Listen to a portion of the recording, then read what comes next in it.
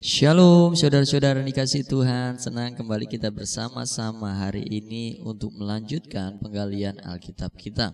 Mari kita bersama-sama untuk membaca perikop tentang Yesus menyucikan bait Allah yang tercatat di Matius pasal yang ke-21 ayat yang ke-12 sampai yang ke-17.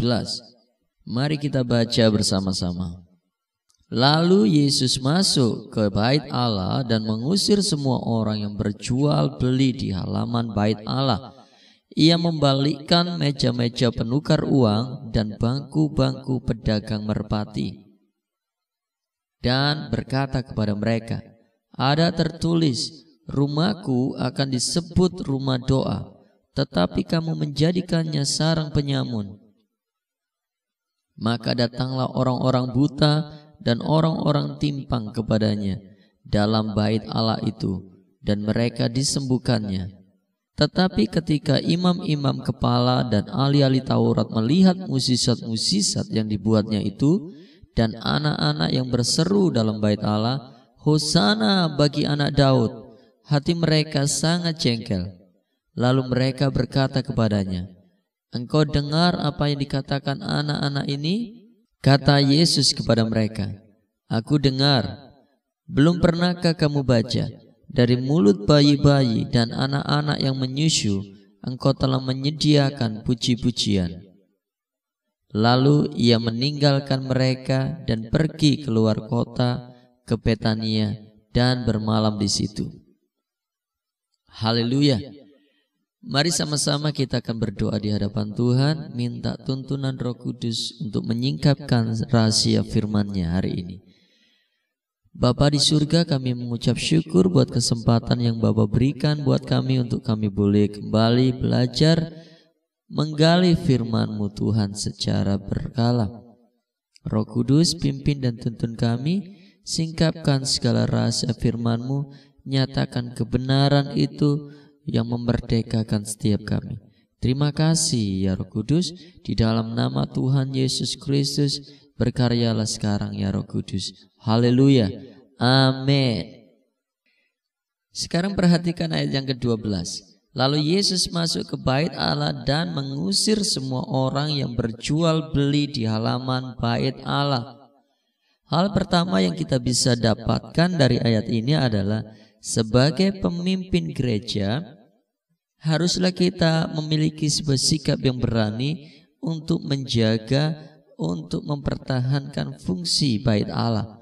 Haruslah kita boleh bersuara, menyuarakan sebuah kebenaran dalam gereja. Kita lihat di ayat yang ke-13, Tuhan berkata, "Rumahku akan disebut rumah doa, tetapi kamu menjadikannya sarang penyamun."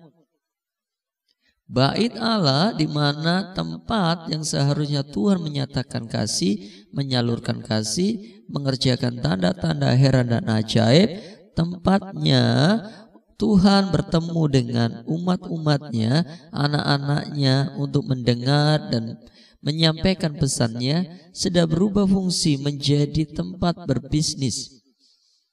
Manakala gereja sedang beralih fungsi, tidak lagi menjadi rumah untuk umatnya boleh menikmati Tuhan, maka sebagai seorang pemimpin kita harus berani menyuarakan kebenaran, mengembalikan gereja sebagaimana fungsinya.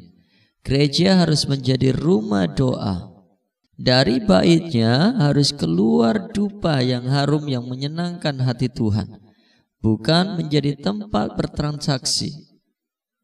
Jika kita mendapati bahwa gereja tidak sedang berada dalam rule-nya Tuhan, bukannya menjadi tempat di mana Tuhan bisa bertemu, namun malah menghalang-halangi umat Tuhan untuk bertemu, maka setiap kita sebagai orang-orang yang percaya haruslah berani menyuarakan kebenaran. Yesus menjungkir balikkan meja-meja penukar uang. Ini bisa saja berbicara tentang gereja beralih fungsi menjadi tempat bertransaksi, di mana kasih tidak keluar dari gereja, namun gereja selalu diukur oleh karena untung dan rugi. Berapa besar pengeluaran gereja dan pemasukan gereja. gereja yang hanya fokus kepada untung dan rugi, maka ia akan berhadapan dengan Tuhan, Sang pemilik gereja.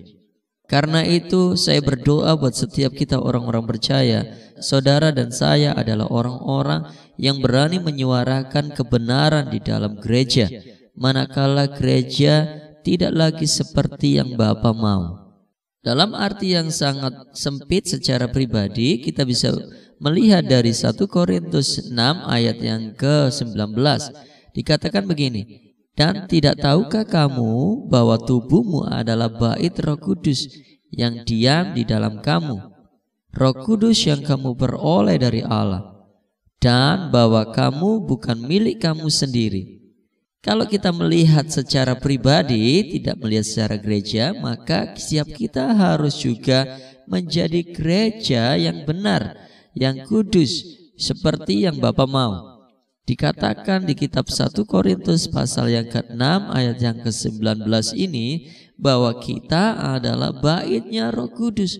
Roh Kudus ada dalam tubuh kita dan kita bukan milik kita sendiri. Artinya bahwa Tuhan bertata, berkemah, berdiam atas hidup kita. Tubuh kita bukanlah milik kita, tetapi Tuhan yang bertata atas hidup kita, yang punya hak atas hidup kita. Apabila kita menjadikan tubuh kita bukan menjadi rumah doa, di mana tidak pernah keluar pujian, pengagungan, dan mezbah dari hidup kita kepada Tuhan, maka kita sedang mengubah bait sucinya Tuhan menjadi sarang penyamun. Apakah benar begitu? Ada berapa banyak dari Bapak Ibu Saudara yang hitung-hitungan ketika sesuatu yang buruk terjadi atas hidup kita? Bukankah kita seringkali mengeluh di hadapan Tuhan? Seringkali kita berpikir bahwa Tuhan tidak baik atas hidup kita. Namun kita begitu senang dan selalu keluar dalam ucapan syukur kita, manakala segala yang baik itu kita nikmati. Kita bisa berkata Tuhan itu baik, namun tidak dalam hal kita sedang menghadapi tantangan, kesulitan. Keluhan dan keluhan seringkali keluar dari mulut kita. Dalam hal ini kita sedang mengubah bait Tuhan, yaitu tubuh kita, menjadi sarang penyamun. Kita tampak sadar mulai hitung-hitungan dan bertransaksi dengan Tuhan. Padahal Alkitab berkata, kamu bukan milik kamu sendiri. Kita ini bukan milik kita. Kita sesungguhnya tidak punya hak atas hidup kita. Tuhanlah yang menjadi Raja dan Tuhan atas hidup kita, bukan kita. Sebab itu biarkan mezbah doa itu keluar dari hidup kita, mengalir dari hidup kita. Dari mulut kita keluar pujian-pujian dan penyembahan buat Tuhan. Biar lewat hidup kita Tuhan bisa menyampaikan isi hatinya, menyampaikan suaranya. Lewat hidup kita gerejanya Tuhan bisa menyatakan kehendaknya. Tuhan bisa menyalurkan kasih lewat hidup kita untuk orang-orang yang lain. Jadi kembali kepada fungsi dari bait Allah. Kita adalah rumah doa. Ya, saudara dan saya adalah rumah doa, bukan sarang penyamun. Selanjutnya perhatikan ayat yang ke-14. Maka datanglah orang-orang buta dan orang-orang timpang kepadanya dalam bait Allah itu, dan mereka disembuhkannya. Haleluya. Seharusnya dalam gerejanya, dalam baitnya atas hidup kita mengalir kasih. Waktu Tuhan ada di dalam bait Allah, orang-orang buta, orang-orang timpang datang dan Tuhan menyembuhkannya. Dalam baitnya harus mengalir mukjizat. Dalam baitnya harus mengalir kuasa. Sekarang kita mau sepakat bersama-sama bahwa saudara dan saya adalah bait Tuhan. Sebab itu atas hidup kita haruslah mengalir kasih yang menjamah orang-orang yang ada di sekitar kita. Dari hidup kita harus mengalir kuasa. Kuasa yang menyembuhkan, kuasa yang memulihkan, kuasa yang menguatkan, kuasa yang memerdekakan, kuasa yang menopang, kuasa yang menguatkan. Itu harus selalu keluar atas hidup kita. Perkataan kita harus perkataan yang menyembuhkan. Sikap hidup kita adalah sikap hidup yang menuntun, bukan sebaliknya. Lanjut di ayat yang ke-15 berkata begini, tetapi ketika imam-imam kepala dan ahli-ahli Taurat melihat musisat-musisat yang dibuatnya itu, dan anak-anak yang berseru dalam bait Allah, Hosana bagi anak Daud, hati mereka sangat jengkel. Pantaslah kenapa rumah doanya Tuhan berubah menjadi sarang penyamun. Karena ahli-ahli Taurat yang memimpin rumah Tuhan bukanlah pribadi yang mengerti kehendak Allah. Tidak ada kebenaran dalam hidupnya. Itulah kenapa ketika mereka melihat mukjizat yang dikerjakan oleh Yesus dan pengagungan untuk Tuhan, hati mereka merasa jengkel. Adakah di sekitar kita orang-orang yang ketika oleh karena nama Tuhan lewat hidup kita mereka sakit hati, mereka jengkel, mereka iri? Sesungguhnya dalam hidup mereka tidak ada kebenaran. Kemarin kita sudah bahas bahwa lewat hidup kita nama Tuhan harus diagungkan. Kita ini hanya alat, kita ini hamba. Tuhan harus semakin ditinggikan dan kita boleh semakin berkurang. Oleh sebab itu tidak perlu iri jika karena orang lain dan bukan karena hidup kita nama Tuhan dipermuliakan.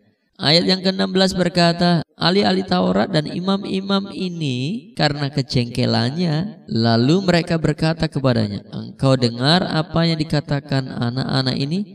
Kata Yesus kepada mereka, aku dengar. Belum pernahkah kamu baca, dari mulut bayi-bayi dan anak-anak yang menyusu, engkau telah menyediakan puji-pujian. Kalau kita melihat dari ayat ini, nampaknya kejengkelannya tidak hanya kepada Yesus, namun Yesus mulai memikat hati anak-anak sehingga anak-anak tahu bagaimana memuji Tuhan, bagaimana menyembah Tuhan, bagaimana mengagungkan Tuhan. Ahli-ahli Taurat dan orang-orang Farisi adalah orang-orang yang secara sengaja menghambat pertumbuhan anak-anak untuk lebih dekat dengan Tuhan. Fokus mereka tidak kepada anak-anak, padahal Tuhan ingin mereka menjadi seperti anak kecil, memiliki ketulusan, memiliki sikap hati yang mengampuni, yang suka memaafkan, yang suka berdamai, yang secara tulus memuji dan menyembah Tuhan. Dan Tuhan Yesus berkata pada mereka, dari mulut bayi-bayi dan anak-anak yang menyusu, engkau telah menyediakan puji-pujian.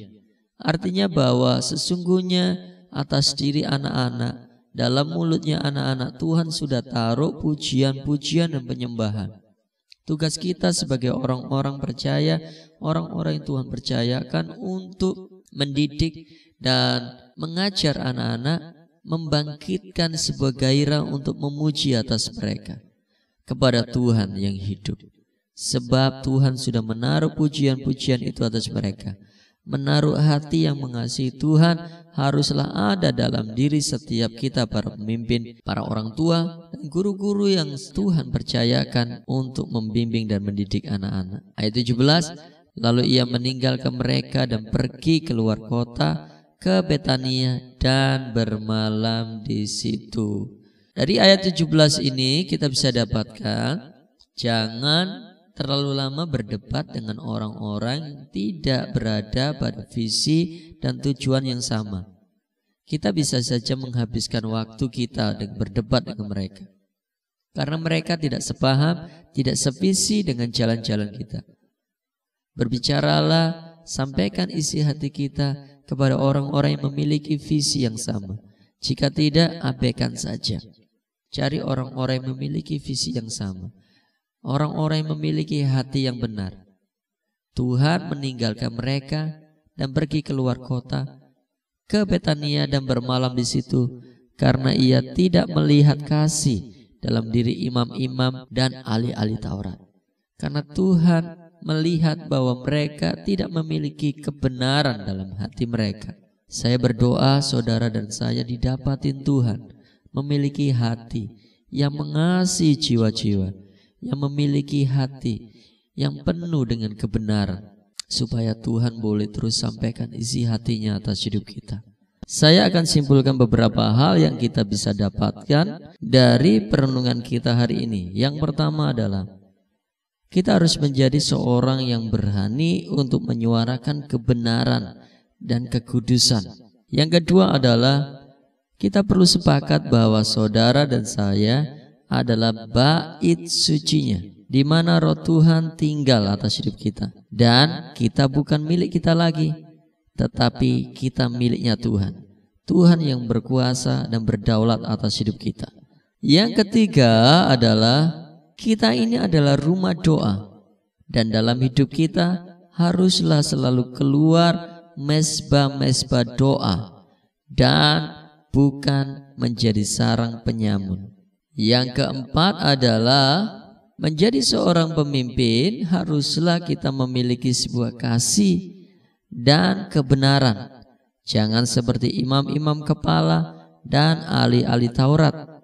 Yang kelima adalah karena kita ini bait sucinya Tuhan, rumah doanya Tuhan, maka dalam hidup kita haruslah mengalir kasih yang menyembuhkan, yang menguatkan, yang memerdekakan, yang mengampuni, yang memaafkan, yang menompang, dan yang menguduskan. Yang selanjutnya adalah setiap anak-anak yang Tuhan percayakan atas hidup kita, ajar mereka, bangkitkan kerinduan mereka untuk mereka memuji Tuhan dan menaikkan pujian atas hidup kita. Yang terakhir adalah jika Bapak Ibu Saudara dipercayakan untuk mengajar, mendidik anak-anak, maka tugas kita adalah membawa mereka untuk mengenal Tuhan lebih dalam. Biarkan dalam mulut mereka keluar pujian-pujian. Tuntun mereka untuk selalu memuji-muji dan mengagungkan Tuhan. Ini yang bisa saya bagikan pada perenungan kita hari ini. Kiranya setiap kita diberkati Tuhan. Mari kita berdoa. Kami mengucap syukur ya Bapa untuk kasih setiamu yang selalu baru atas hidup kami. Kami percaya segala rancanganmu indah bagi hidup kami. Kami bersyukur karena kemurahan-Mu. Tuhan layakkan kami menjadi bait suci-Mu yang kudus. Dan kami bersyukur Tuhan boleh bertata atas hidup kami. Kami berdoa terjadilah apa yang Tuhan pandang baik atas hidup kami. Taruh roh keberanian bagi kami untuk menyuarakan kebenaran-Mu di dalam nama Tuhan Yesus. Untuk berdiri dalam kebenaran-Mu. Dan kami berdoa lewat hidup kami keluar kasih yang membangun, yang memerdekakan, yang menguatkan Tuhan. Bahkan lewat hidup kami Tuhan, orang lain boleh disembuhkan. Terima kasih ya Tuhan, terima kasih setiap anak-anak yang Tuhan percayakan bagi kami. Kiranya mampukan kami menjadi teladan dan terang bagi mereka. Kiranya kami boleh mampu membangkitkan mereka, kerinduan mereka, untuk mereka mengasihi Engkau lebih lagi Tuhan. Dan dalam mulut mereka keluar pujian dan pengagungan untuk hormat kemuliaan nama-Mu. Terima kasih ya Bapa di surga. Terjadilah seperti apa yang Bapa pandang baik atas hidup kami. Di dalam nama Tuhan Yesus Kristus. Haleluya. Amin. Tuhan Yesus memberkati saudara dan saya.